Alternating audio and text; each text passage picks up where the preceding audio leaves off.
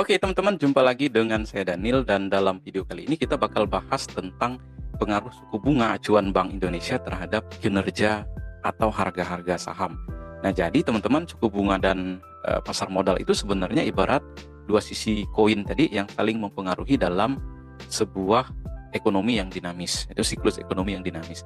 Nah, ketika Bank Indonesia mengumumkan suku bunga, efeknya bisa langsung dialami atau terasa di lantai bursa. Jadi investor itu perlu mengubah strategi, dan ketika berita ini beredar, maka mengubah strategi para investor itu tuh bisa terjadi dalam sekejap.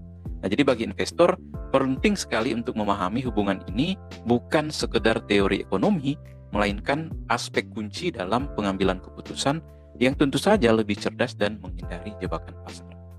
Nah, jadi teman-teman, dampak paling instan dari perubahan suku bunga ini sebenarnya daya tarik sebuah investasi atau instrumen investasi. Nah, ketika suku bunga naik, maka deposito kemudian obligasi juga sebenarnya menjadi lebih menggoda atau menarik. Nah, imbal hasilnya jadi lebih menarik, dan sebagai dampaknya sebagian dana yang tadinya mengalir ke pasar modal atau pasar saham bisa saja beralih ke instrumen investasi yang lebih aman seperti deposito kemudian obligasi. Tetapi sebaliknya, kalau suku bunga turun, investor itu cenderung lebih agresif dalam mencari keuntungan. Jadi mereka mulai melirik saham-saham atau pasar saham sebagai alternatif, di mana mereka ini mencari potensi return yang tinggi, sehingga memicu arus modal masuk di pasar ekuitas atau di pasar saham. Nah, jadi gitu teman-teman ya. Nah, oleh karena itu teman-teman, jika suku bunga naik dan kalau kita perhatikan teman-teman, ini perubahan suku bunga gitu ya. Kalau kita perhatikan sebenarnya ketika ada perubahan suku bunga tadi, maka suku bunga juga punya dampak besar gitu ya. Nah, jadi dampak besar ini pada perusahaan yang terdaftar di bursa. Jadi ketika suku bunga naik, biaya pinjaman juga ikut melambung. Nah, itu dampak pada perusahaan. Sehingga membuat perusahaan harus berpikir berkali-kali untuk ekspansi atau berinvestasi secara besar-besaran. Karena akibatnya profitabilitas bisa menghadapi tekanan dan harga saham cenderung turun. Ya, teman-teman ya. Nah, jadi sebenarnya faktor makronya itu yang bisa secara langsung gitu ya. Nah, akibatnya atau sebaliknya teman-teman, saat suku bunga turun, jadi biaya pinjaman jadi lebih ringan. Nah, perusahaan bisa lebih leluasa dalam mengembangkan bisnisnya atau ekspansi, dan ini bisa jadi berdampak positif pada harga saham. Tapi ceritanya kan nggak selalu sesederhana yang kita pahami. Ada faktor lain seperti kondisi ekonomi makro, ekspektasi inflasi, dan juga sentimen pasar ikut bermain di sini teman-teman. Nah, jika ekonomi sedang tumbuh dan sehat, inflasi terkendali, maka kenaikan bunga mungkin ini nggak terlalu mengguncang pasar modal. Namun dalam kondisi ekonomi yang lesu, inflasi tinggi, kenaikan suku bunga itu bisa menjadi katalis dalam mempercepat koreksi di pasar modal. Nah, bagi investor pemula tentu saja ketika memahami hal ini, memahami hubungan ini memiliki ibarat kita punya peta gitu ya dalam menghadapi ketidakpastian pasar. Nah, jadi dengan membaca arah suku bunga, sebenarnya kita bisa lebih bijak dalam menyusun strategi investasi. Nah, oleh karena itu teman-teman, kita bisa menyesuaikan strategi investasi dengan situasi yang ada. Nah, jadi pengaruhnya itu teman-teman sebenarnya, oke, saya coba share dulu.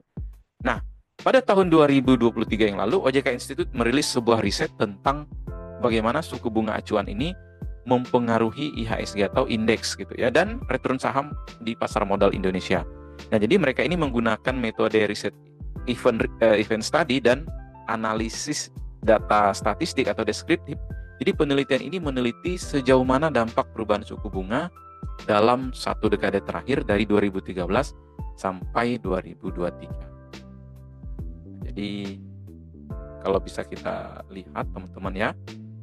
Nah, oke, jadi dalam riset ini sebenarnya diketahui bahwa perubahan suku bunga dikelompokkan menjadi 4 kategori dan hasilnya cukup mencolok. Yang pertama, kenaikan suku bunga sebesar 25 hingga 50 basis poin biasanya diikuti dengan abnormal return negatif dalam beberapa hari setelah pengumuman BI tadi. Nah, artinya banyak saham yang akan mengalami tekanan jual atau koreksi sehingga berimbas pada penurunan harga saham. Sebaliknya, penurunan suku bunga sebesar 25 hingga 125 BPS justru berdampak sebaliknya atau abnormal return yang cenderung positif, yang menandakan adanya sentimen beli yang kuat di pasar modal. Ini sebaliknya gitu ya. Kalau suku bunga naik atau kenaikan suku bunga, maka saham-saham akan mengalami tekanan jual atau koreksi. Nah, sebenarnya tren ini tercermin di IHSG. Jadi saat suku bunga naik, indeks itu cenderung melemah, sedangkan saat suku bunga turun, indeks itu mendapat dorongan untuk naik ke atas. Nah, secara keseluruhan, sebenarnya penelitian ini memberikan wawasan yang mendalam terkait dengan bagaimana investor menghubungkan hal ini terhadap keputusan investasinya. Jadi sederhananya keputusan Bank Indonesia terkait dengan suku bunga bukan hanya sekedar kebijakan moneter, tetapi juga bisa menjadi sinyal penting bagi pelaku pasar modal dalam menentukan strategi. Nah, oleh karena itu teman-teman, skenario pertama yang bisa kita perhatikan adalah, nah, mengapa suku bunga naik? Jadi Bank Indonesia itu memutuskan kenaikan suku bunga karena meredam inflasi. Dan akhirnya ketika harga barang dan jasa ikut melonjak terlalu cepat, maka BI akan menggunakan suku bunga sebagai rem gitu ya, rem ketika memperlambat laju ekonomi dan menekan daya beli. Dampaknya teman-teman terhadap pasar modal, jadi investor itu tarik dana dan harga saham jadi mengalami tekanan. Nah, begitu juga dengan hal itu. Nah, jadi ketika suku bunga naik, investor mulai berpikir ulang untuk strategi investasinya. Nah, jadi mengapa mereka menahan uang di saham yang volatile kalau deposito dan obligasi kini menawarkan timbal hasil yang lebih menarik, sedangkan resikonya rendah. Nah, jadi akibatnya teman-teman akan lebih banyak saham atau pelaku pasar yang menarik dana dari pasar saham, sehingga menyebabkan permintaan menurun dan harga saham cenderung tekanan. Nah, kalau kita perhatikan, beberapa sektor yang paling rentan adalah sektor konsumsi. Jadi brand-brand retail, kemudian makanan dan minuman ini bisa menjadi terpukul karena daya beli masyarakat mulai melemah. Dengan bunga pinjaman yang lebih tinggi, kemudian cicilan kartu kredit naik, ya orang-orang lebih menahan diri untuk berbelanja. Kemudian sektor properti. Nah, jadi harga rumah tetap, tetapi suku bunga kreditnya naik.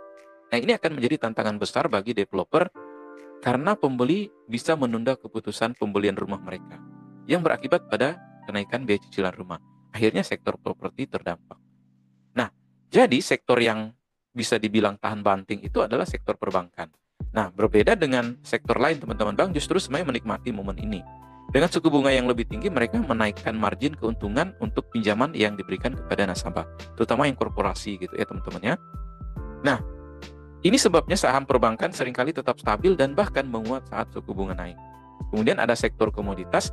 Nah, perusahaan yang bergerak di sektor komoditas sebenarnya seperti batu bara, kemudian minyak, industri kelapa sawit, sebenarnya ini bisa bertahan, bahkan bisa diuntungkan.